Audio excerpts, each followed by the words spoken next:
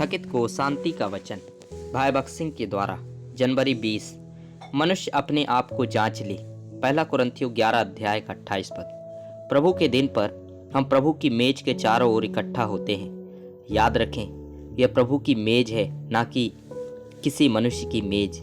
यह स्वयं प्रभु यीशु मसीह हैं जो आपको भाग लेने के लिए आमंत्रित कर रहे हैं। वे सभी जो उसके बहुमूल्य लहू से खरीदे गए हैं इस मेज तक मुफ्त पहुंच प्राप्त कर सकते हैं। यदि आप अपने हृदय में देखते हैं तो आप जान जाएंगे कि क्या वास्तव में आप उसके लहू के द्वारा खरीदे गए हैं, और यदि नहीं तो कृपया रोटी या प्याले को ना छुएं।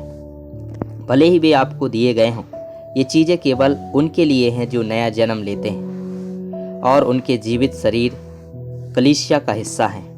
वे उनमें से नहीं हैं जिनका नया जन्म नहीं हुआ है। तो यह आत्मिक परीक्षा का पहला भाग है। अपने आप को परखो कि विश्वास में हो कि नहीं।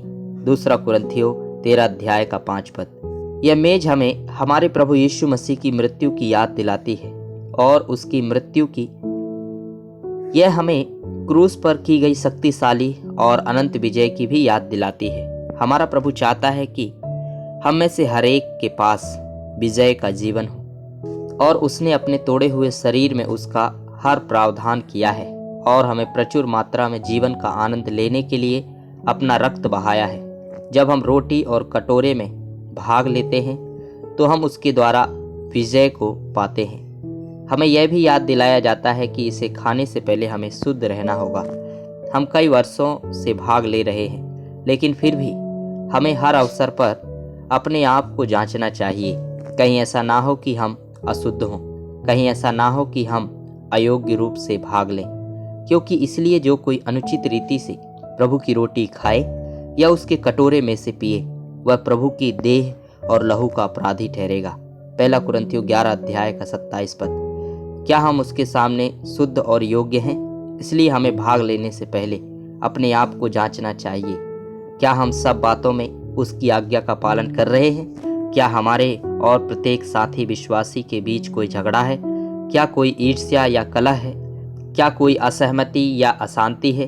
फिर इससे पहले कि हम रोटी और कटोरे में से भाग लें, उस बात को अंगीकार करना चाहिए और परमेश्वर के सामने और हमारे संगी विश्वासियों के सामने ठीक ठाक करना चाहिए।